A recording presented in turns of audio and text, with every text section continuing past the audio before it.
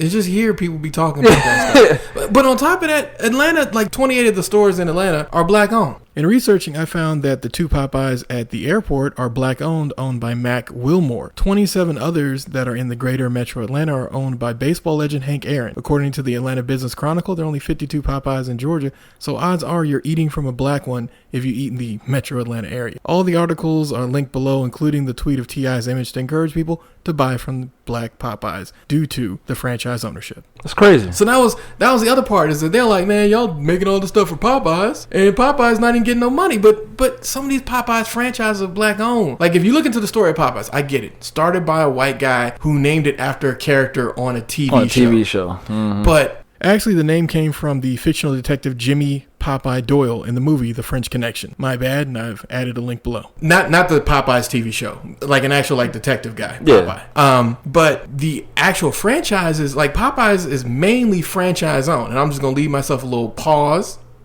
so that if I'm wrong, you can go back and I'll insert something here. If not, then I'll just keep moving forward. If you're going to talk about a Popeyes chicken sandwich, I think you need to taste it. Like, for me, I had the Popeyes chicken sandwich. I had it spicy. I don't really like the mayo, but their spicy mayo was okay. It was okay. I don't really do fried food like that, so. I know. You can't have it either way. Yeah. Even if it's available, you can't do that to your temple. But how much did they make?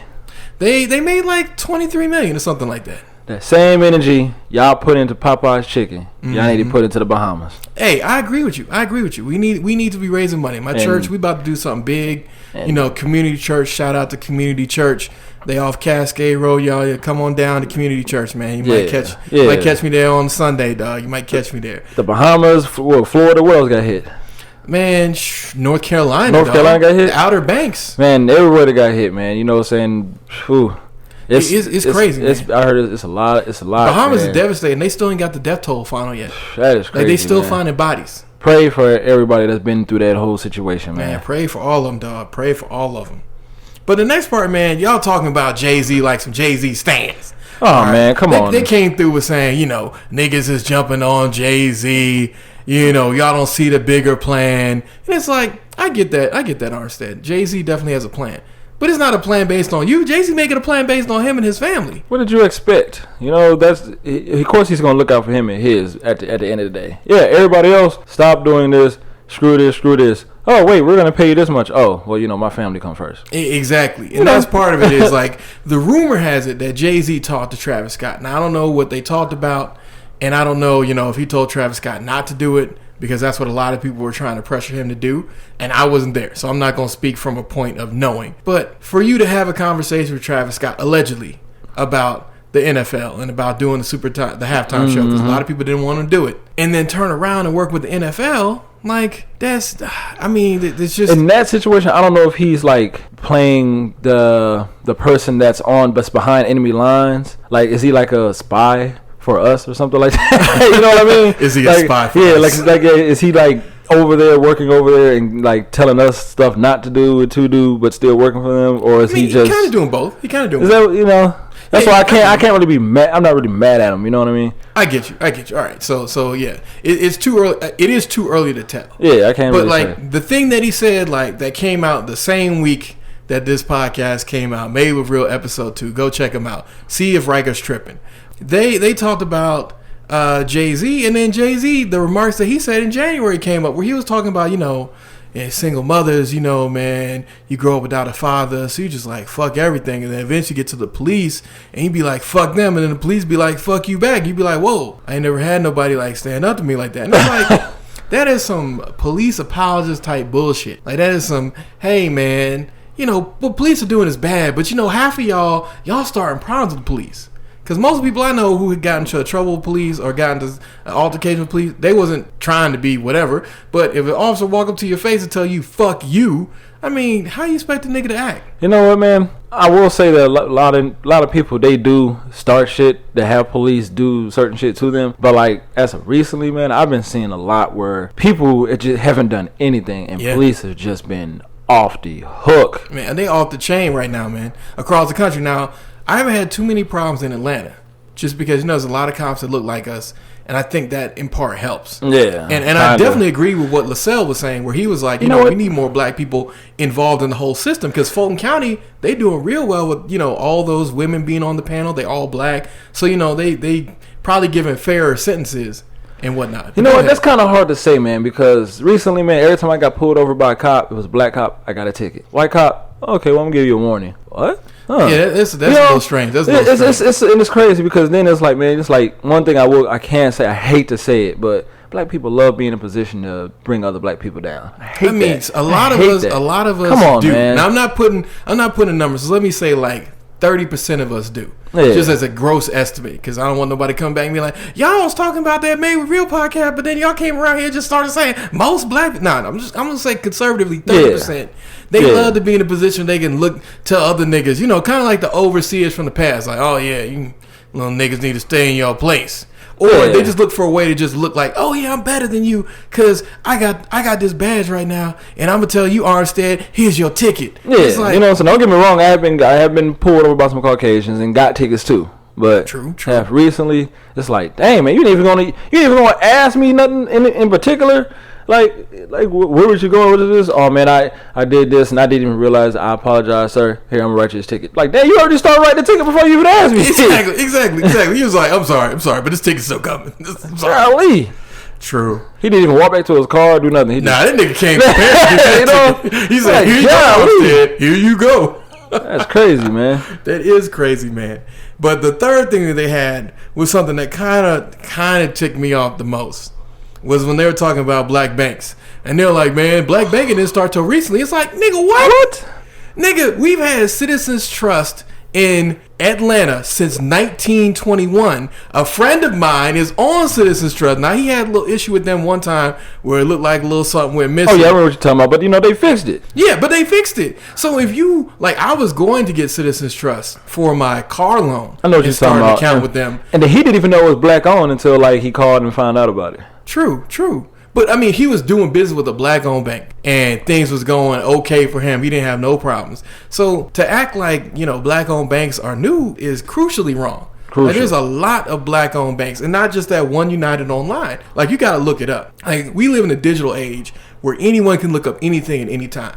So, if you're ignorant on this point in this topic, then you're ignorant because you choose to be, not because you're ignorant because someone's restricting you from the information. Get the knowledge. Secondly, on the same point, Washington Mutual, I know there's a lot of niggas there. That ain't a black bank. That bank was made in Seattle in like the 1800s. So Washington Mutual was incorporated as Washington National Building Loan and Investment Association on September 25th, 1889, after the Great Seattle Fire destroyed about 120 acres, central business district in Seattle. Started by Edward Ozell Graves, who was the first president, Ira Hill Case, the first employee, were both two people who were very much not black. Links below.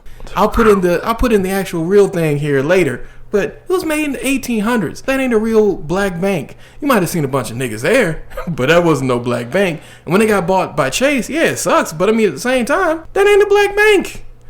And the last point I'm gonna have with y'all, Made with Real, is when y'all talk about Facebook. Like y'all talk about, hey man, there's this black Facebook, but they wanted people to pay $30 a year. $30 a year ain't that bad. And on top of that, not really. with Facebook, yeah, Facebook's free because you the product, nigga.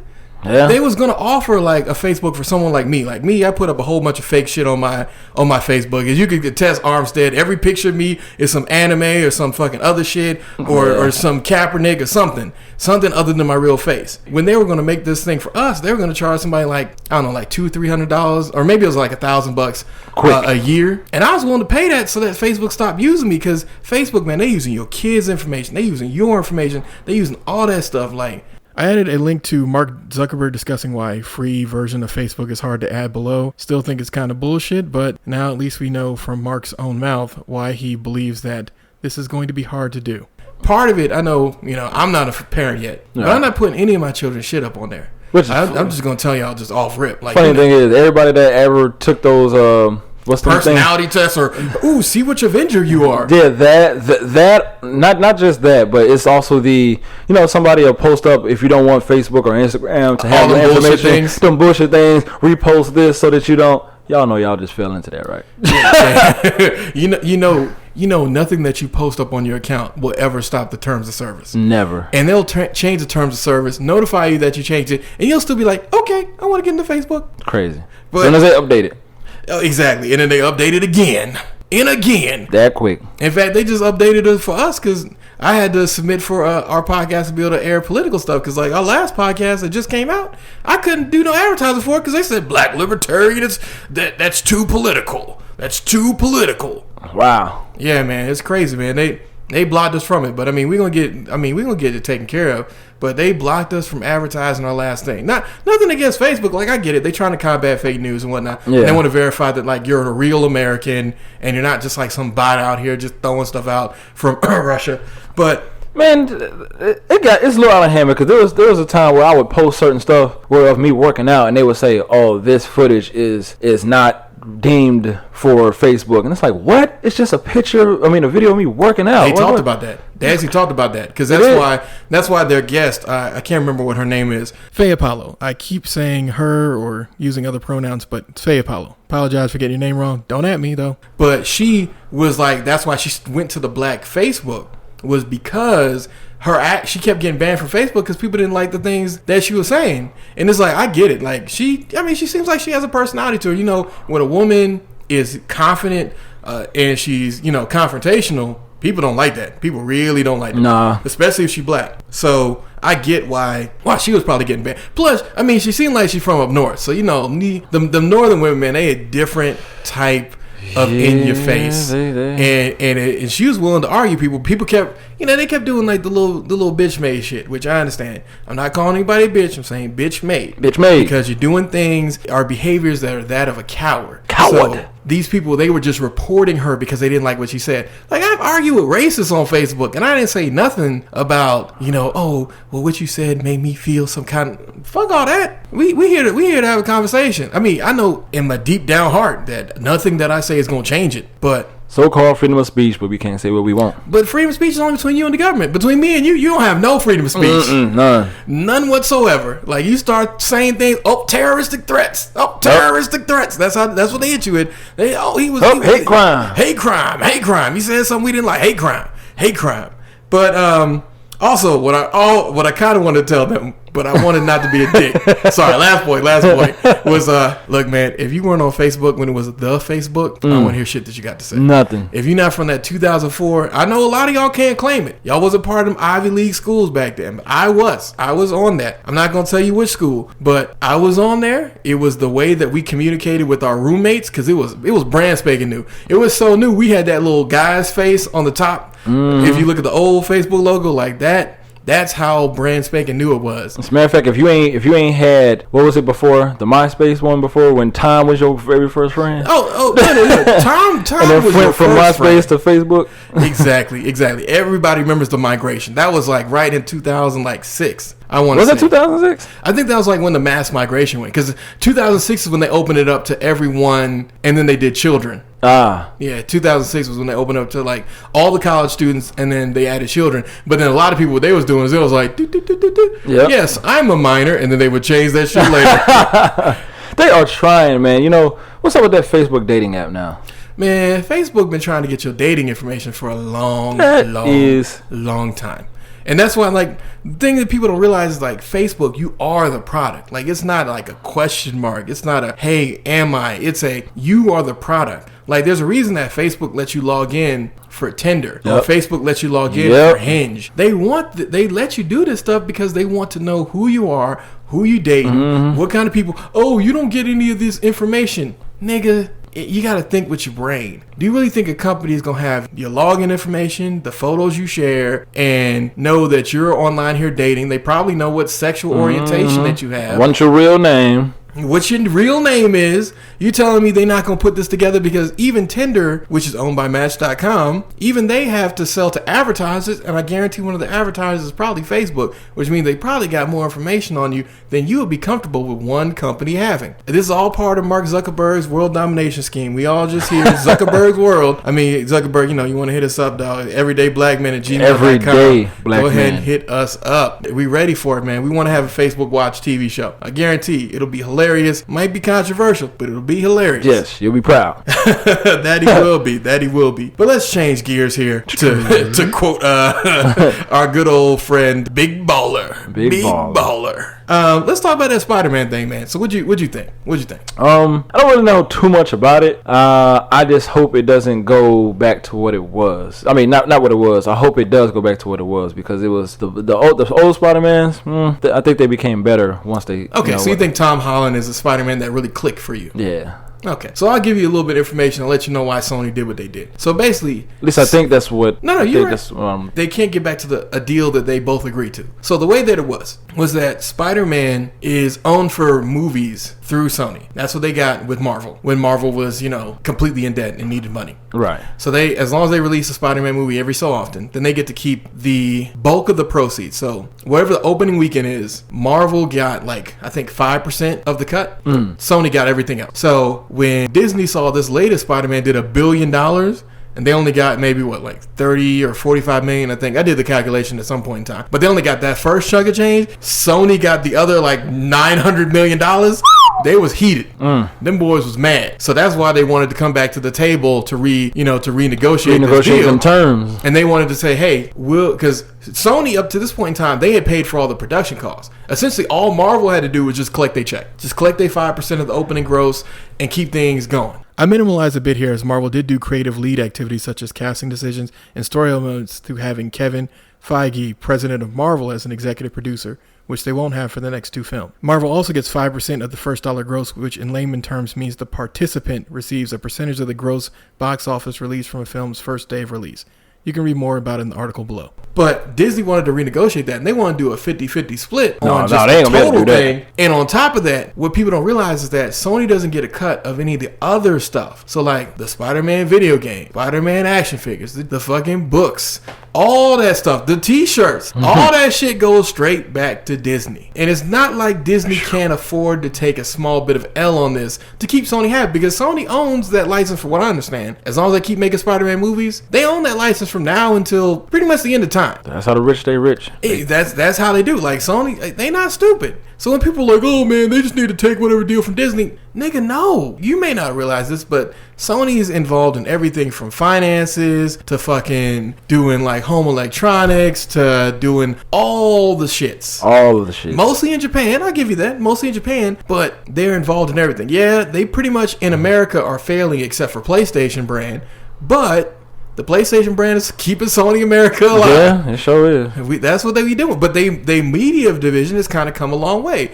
The last Venom did pretty well. The last animated Venom was alright. No. But I see what you're saying. I'm talking about sales wise. Yeah, okay. I get that, the content. But I mean, I kind of want them to do a Venom verse, because if we could have Spider-Man in there teaming up with Venom. Now that I would probably be more happy with, and then bring in some of those Spider-Man villains and force them to work together, but really Venom kind of just wants to take over Tom Holland. I could really fuck with that. Yeah, because then that would be something where it's okay, all right, I see what you're doing. But I think for the fan wise, I'm hoping Disney comes to an agreement, only because I know y'all probably not ready for a Venomverse. They're not. At the same time, part of me just wants a Venomverse. And I mean, me and Humble Fat Boy got into it on Twitter, Fumble Fat Boy, one of our great fans, and he was like, "Look, man, we need to, we'll give you Avatar and Predator and and fucking Alien. You don't talk about the last Predator movie. Exactly. We don't want that. Them series is dried up."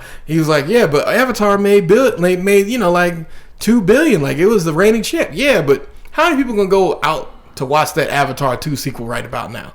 I don't know anybody who's gonna be like." Which Avatar are we talking about here? Avatar Blue People.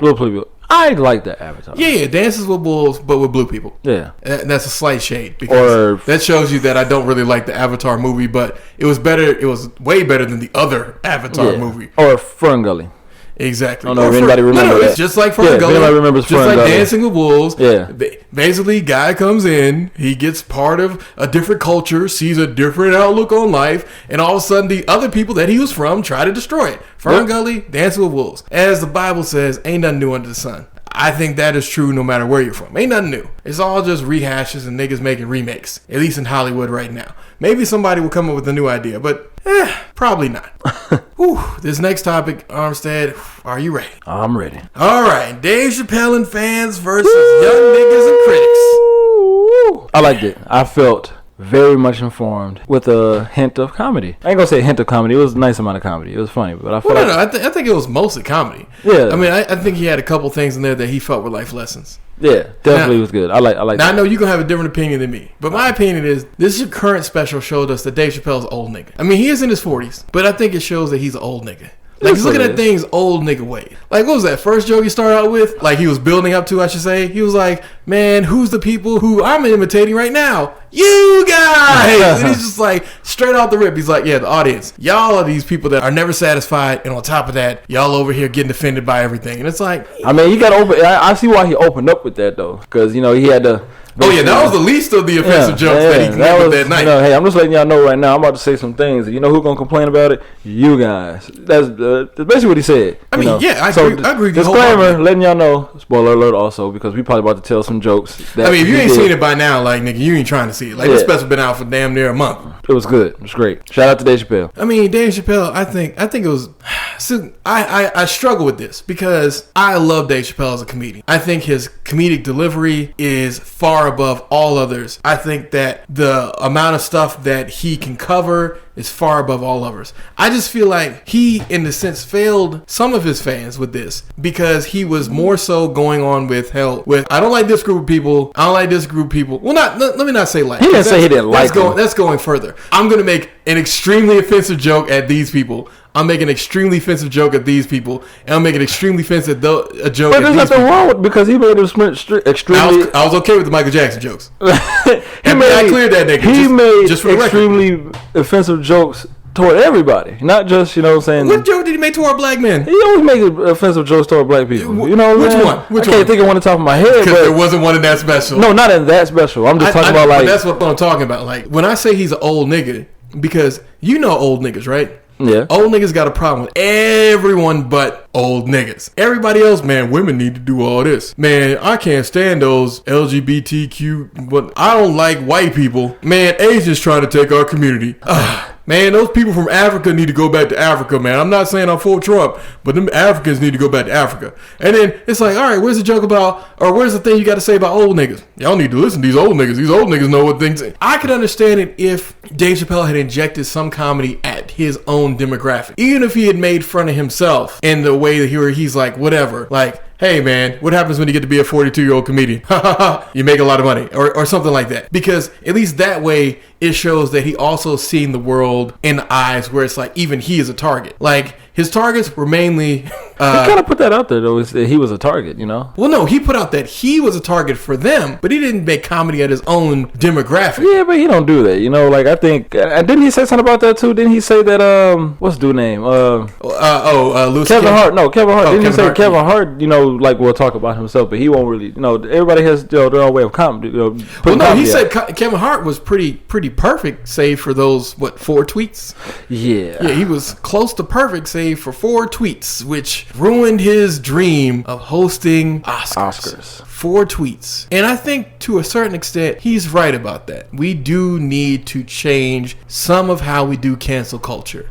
I'm sorry. If some shit happened 10 years ago that didn't actually hurt someone, like, I'm not saying like the Kevin Spacey shit, like that actually hurt people. People actually were hurt. Or R. Kelly or Bill Cosby or whatever, provided you can prove with receipts. With receipts. But not he say, she say. Yeah, well, I mean, a lot of it's going to be he said, she say for allegations against certain things. But at least it's lucky that we could, with the R. Kelly thing, at least have women come forward and say, yeah, I had sex with R. Kelly when I was 14. Kind of harder to prove anything else. Bill Cosby, we had was it 1 or 2 victims that was like from 10 years ago? Man, that's crazy. Or not 10, that was more like 20. Yeah, it was more than that. It was longer. Maybe 30. But at least we had people who could say firsthand that they were there. Whereas like with the Michael Jackson thing, it's like, yeah, Michael Jackson, that nigga's dead, and the FBI cleared him. Like they investigated him. I'm they did still trying to get that man right, and he dead. Yeah, he dead. He still got 2 open cases. His estate has 2 open cases, which is just, it's crazy that you die and people are still like, yeah, man. What could you do in that point? Dude's dead. Like what? There are not 2 pending lawsuits against Michael Jackson's estate, as they were both dismissed by the people in the Leaving Neverland documentary. There is still, however, a lawsuit by the Michael Jackson estate against HBO, and the upcoming hearing is scheduled for the 19th of this month, September 19th, 2019. Well, part of it is like what's going to happen at Epstein. Like people are going to sue his estate and try to basically milk it. Like they already pillaged Michael Jackson's estate, because the first thing that Paul McCartney did was get the Beatles catalog back, which is bullshit that they were even able to force that. And I mean, Sony allowed that to happen, so that's partly Sony. So I guess fuck Sony. So Sony did aid Paul McCartney in getting back the Beatles record, but only after they reached a settlement with the Jackson estate to buy the other 50% of ATV Music Publishing for $750 million. This occurred back in March 2016, and the singer's own estate does still own Michael Jackson's master recordings and the publishing company that owns all the songs he wrote. It will also keep its stake in EMI Music Publishing, which owns the publishing rights to musical works such as Robbie Williams, Ozzy Osbourne, and Lenny Kravitz.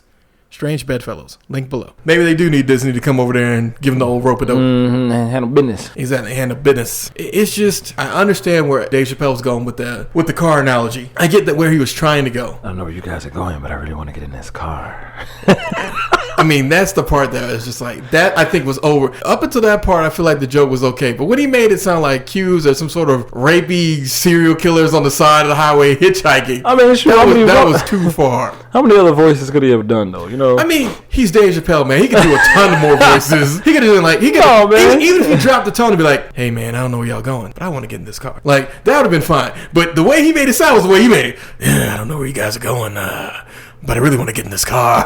Like, that just seems like a serial killer. And that's partly why I was like, I can see. Dave Chappelle has 3 voices. He has his normal talking voice. He has his high, ow, mama's dead, type of voice. Then he has that low, raspy voice. That's all he got. So it's like, he couldn't really make nothing else. It didn't sound creepy to me. It just sounded like it was just a different person, versus, the person in the back. Can we stop at the gas station? I'm thirsty. I mean, that was the voice actually I thought that was nicest. I was like, oh man, that was a regular voice. The T's over here they just want to get some at the gas station. The G's like, shut the fuck up! Shut the fuck up! You're making this trip take longer. He's like, you're making this trip take longer. And that's the other thing about it. It's like, again, my as you hear, my complaints with Dave Chappelle are just like equal joking. If you're gonna have a whole bunch of jokes on LGBTQIA people, then you should have some jokes at old niggas who are still in comedy. Like his Kevin Hart joke was sympathetic. That wasn't really like a joke. That was just like, how could y'all do this to poor Kevin Hart? His Louis C.K. one, I kind of understand, because it's like, what did Louis C.K. do? He masturbated in front of you. What happens if somebody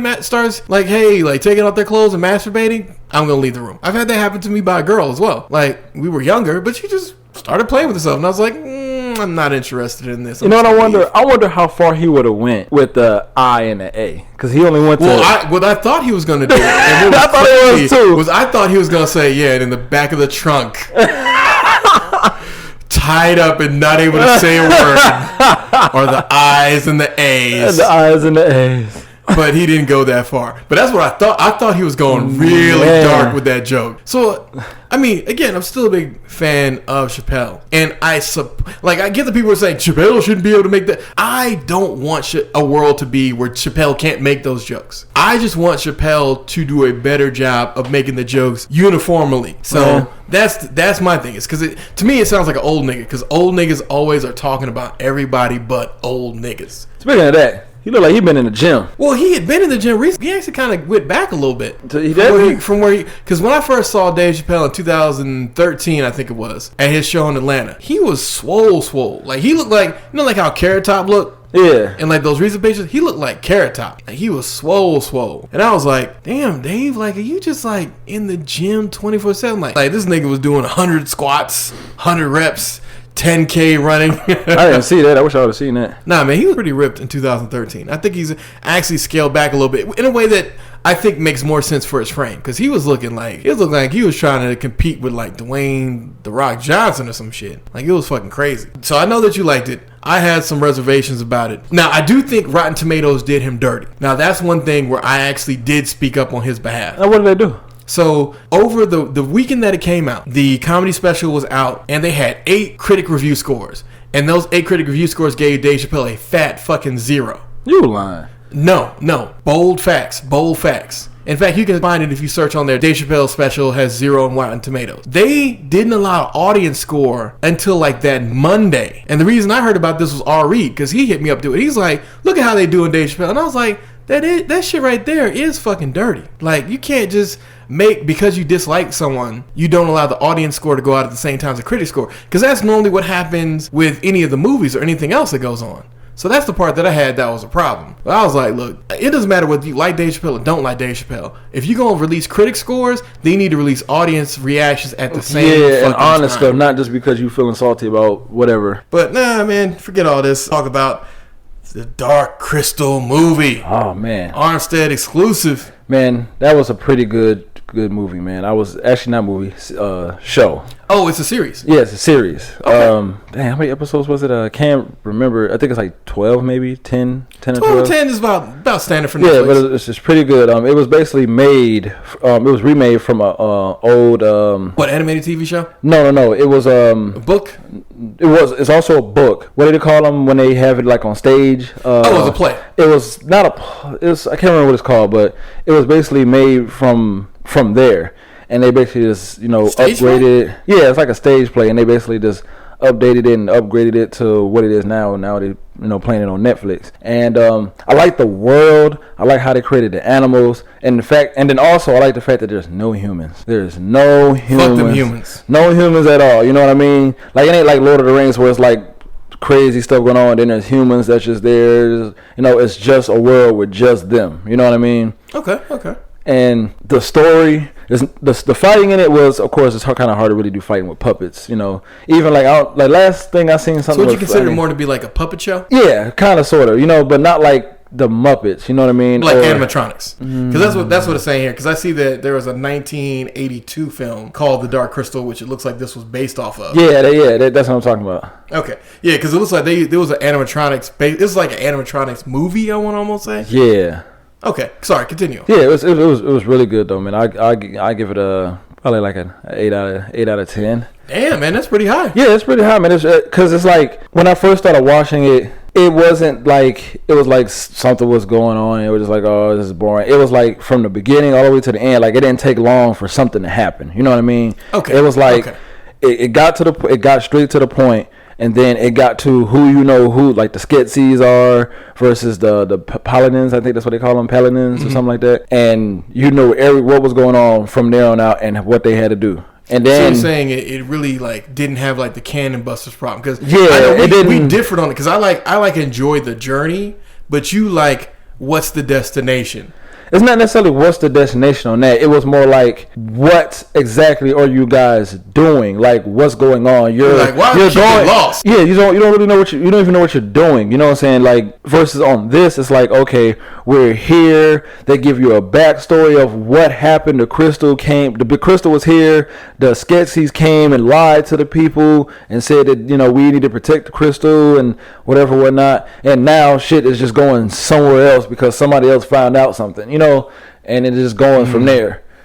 So it made more sense. It got to the point where it's like, oh shit, this is what's going on. Okay, let me continue watching this because now I'm interested. With Cannon Busters, like, they gave you like snippets of things that you need to know across the like 9 episodes from the beginning, first episode to like the last 2, and those snippets were cool, but you could have condensed that down to like one episode of what stuff happened, and then you could have gone into the last 2, which all the significant meat of the story happened. To me, this is how Cannon Busters was. Cannon Busters was, okay, let's say episode 3, they're trying to get to the destination. Episode 4, they're trying to get to the destination, run into somebody. Episode 5, they interact with that person. The end of episode 5, they're stuck there. Episode 6, okay, they get away. They're still trying to get somewhere. They don't know where the hell they're going. Episode 7, oh, okay, we don't know where we're going, but this place right here, we just ended up at. We just fought somebody, and then we found out where we're supposed to go. You know what I'm saying? Versus on the Crystal, it's like episode 1, oh, this is my dad. Oh, these are the Skeksis. Oh, this is what they did. Episode 2. Oh shit, they did some fucked up shit. Somebody has to get away. We have to escape here. Okay, we need to go here. Episode 3. We get here. We figure out what we need to do here and how we need to get back to help the other people. Next episode, bam, we fucking failed getting there. Now we got to find another way to do something else. But we got somebody here doing this, and there's a whole nother other set of Skeksis and another set of the Paladin people or the Muppet people who have their own backstory, and you find out about that. You know what I'm saying? It's constantly new stuff being thrown in to you versus it's that just is engaging. Yes. As opposed to like you probably would have been fine with them getting lost if what they were doing was more interesting. Yeah. Because if you just y'all gonna get tricked again, like you got tricked. All right, we get you to you. You got tricked at the beginning when y'all went to that little place with the people who eat people. Cool. You know something also with Cannabusters, I think it wasn't really like I think what lost it with me and was because there wasn't really enough people to really talk about. At least in the Dark Crystal, there's more. So you wanted a more diverse cast with backstories and things that you know. I'm not saying that's what I wanted. I think that's what also helped Dark Crystal because it's more of a cast. Like there's not just minions and stuff around and stuff like that. There's these people. Yeah, there's people who all have a particular role that you need to know what the hell they doing. Versus Cannabusters, it's just these 3 people and that's it. And then there's these little things that's just coming and they trying to kill you and you got to get away from them. There's no backstory on them. There's no this and that. So they could have cut Cannabusters down and then got further on. I feel. But this ain't about Cannabusters. This is about Dark Crystal. Dark Crystal is pretty good. I should watch it. I liked it. It's pretty cool to me. I like sci-fi, type stuff. It was cool. Awesome. Well, that leads great puppet making too. The puppets were were dope. They look good. Okay. Cool. Especially the Skeksis. In that case, for the Skeksis, we're gonna talk about Obama Summer 2019 mix. So this came out a little Obama Summer. So basically, Obama released a playlist. A lot of people listen to it. I listen to it. And the only complaint I have about the playlist is that he did not order it by beats per minute. So it's kind of all over the place. Wait, what? So he released a playlist. Like, these are the things me and Michelle are listening to right now. And he just kind of like released a playlist. And there's songs on there. And there's like a couple things where you're just like, okay, Obama, I see what you're doing. But there's other things on there where it's like, okay, Obama going back. Like, it starts out with Too Good by Drake featuring Rihanna. Mm-hmm. And then it goes into the Spinners I'll Be Around. Then it's got some Beyonce, then some Maggie Rogers, and there's some Lizzo on there. So like he's got stuff. He still has like Doo Wop, That Thing by Lauryn Hill. He's got Joke Ting by Goldling. Now I'm just kind of randomly looking across here. And also he included 2 Chainz, It's a Vibe from Pretty Girls Like Trap Music. So he's got a lot of things. He's still got like some Ella Fitzgerald for How High the Moon. He's got Booed Up by Ella May. So I mean, it's like it's a hip-ish playlist, and like you can kind of like search for it. Basically, he gave the playlist out, or people on my streaming app, they basically made the playlist by organizing it for people, which I thought was really nice. But it was really nice, and I think that where he ended it with "Can I Kick It," that was really dope, because I think "Can I Kick" is a good place to end anything. Tribe Called Quest. Who can really hate that song unless you're just somebody who has no understanding of what music is or just likes trash? He even include the Old Town Road remix, the 4-person one, the one with Young Thug and everybody. It was like, come on, Obama, you listen to Old Town Road remix? Really, Obama? Okay, all right. That he did. That he did. But in other music news, which if you haven't seen the Obama Summer 2019 mix, look at your streaming playlist, search for Obama Summer, you'll probably find it. Give it a listen, let everyday black man know what you think. But Mahalia, she released her Love and Compromise. It was actually really dope. I really like it. She's a singer that I first heard about on the Colors YouTube channel, and this is kind of what the record looks like. Right there. Oh. Pretty standard fare. This isn't her first album. She actually had one before it. But like, I thought it was end of summer-ish R&B album. She got some good standout tracks here, like Simmer with Burna Boy. She got What You Did with LMA. She got Do Not Disturb. That's personally my favorite. Consistency. What Am I, Good Company. She's just got a whole bunch of tracks. Definitely, if you're looking for something R&B to listen to, like while you chill at your cookout or something like that, it's pretty good. And there aren't too many songs on here that feature profanity, so you can play it around your grandma and whatnot. Yeah, don't do that. Don't pee out the grandma. Get written out the will. But last but not least, before we close out, music. Nicki Minaj retired. Does this affect you at all? No. Yeah. I mean, she had kind of been going bad after that whole Queen incident where she really was pissed at Cardi B last year, and it's just like Cardi B's having her breakout moment, and you just want to have a fight. Like, I could see her doing features, but she said she retired. She retired. Retired. I think it's gonna be like Jay-Z retired. Probably. She gonna say she retired, and then she gonna be right back at it. Yeah, but I think this is good. She decided to marry the man that she says she loves. They gonna have babies. And I feel like after that, a while, she going to be out of it. She going to be doing, like, the internet stuff, entertainment. I should say, not internet. And she's going to kind of chill. But I think what's going to bring her back to music, I think it's just going to be, like, she's just going to get in the studio one day after doing, like, Queen Radio. Because she's still going to continue that. We're curating, like, music for Apple once a week. I feel like probably 5 years from now, it's just gonna pop up out of nowhere, and it's just gonna be just. Oh, you think she's gonna hit us with like a Beyonce thing, just out of nowhere? She's gonna, just out of nowhere, and it's gonna come, or either she gonna, invest in someone else and do the music. Well, that's what she's doing with Megan Thee Stallion, and I think that's. I think if she did features and no more rapping by herself, I think I would be okay with that. That's what I'm saying. Like, that's what I feel like she's gonna do. She's just gonna do features, and that's it. Okay, all right. Well, we'll have to see, because we don't know what she finished doing before she retired. But it was an interesting treat to hear that she's retiring from that. But she still got her perfume line. She still got a clothing line. She didn't say she's retired for money. Yeah, so she's definitely gonna be all right. Yeah, she definitely gonna be all right. And we wish her the best of luck. Her and her boo. I hope y'all get married. She didn't fall off. Good time. Don't get married at the same time. I'm getting married, but get married. Get married and have a good time. So that segues into relationships. Now, I know there's a conversation here that I was going to talk about, but yeah, do it. I'm going to wait for our read, because this is where we're going to have an argument. But the one topic I know that we can talk about, that he's going to miss, but he's going to be okay with, is this whole Malik Yoba situation. So you heard about this? No. So the Malik Yoba was the guy from Empire who came out and said that he likes trans women, and that trans women... Hold on, wait. Is that the... Oh, wait. I think I do know about that. Yeah. That came out. And then later on, it came out that he was accused by some younger trans women. Wasn't it a basketball player that came out like that too recently? I mean, but that guy came out a while ago. That was like 2018. It was I forget.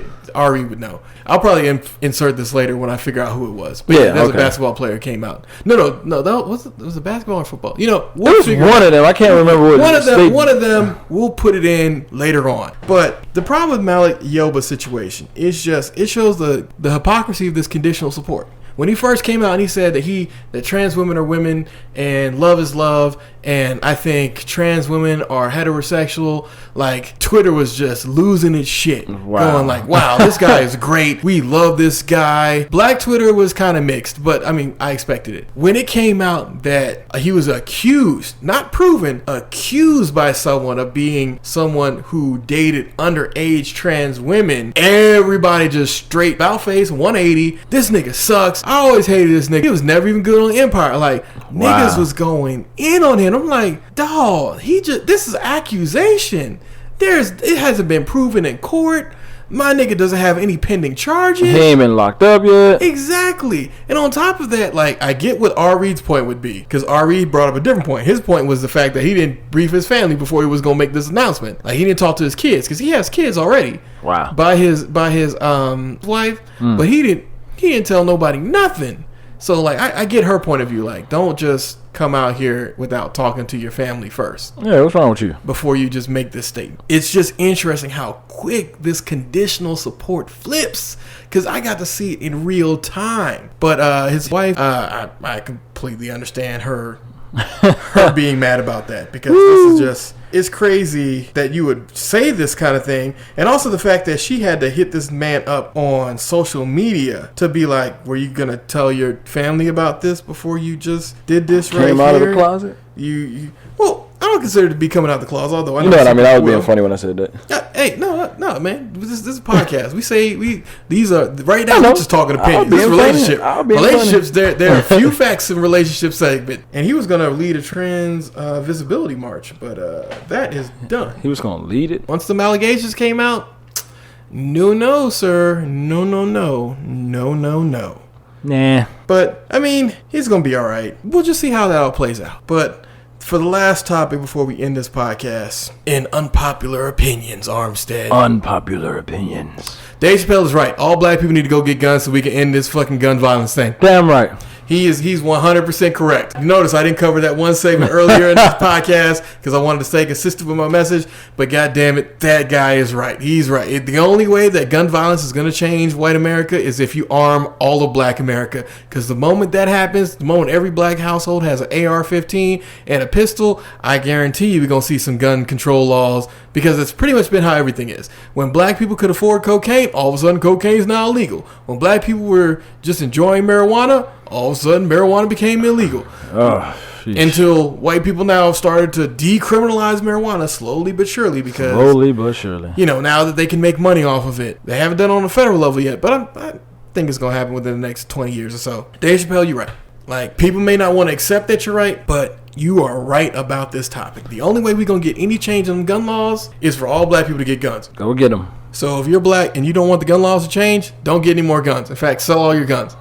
If you're someone who wants there to be change in gun violence, the only way it's going to happen is when black people get their guns. Because white people have proven with these last El Paso shooters that they don't give a fuck. Now I saw that Walmart, Kroger, I think it was like CVS, and like one other place are like, no more open carrying. Walmart stopping selling handguns in Alaska and stopping selling ammunition isn't going to stop anybody from coming in your store. But we're stopping the flow of what? Like, how many people are illegally buying bullets? 0.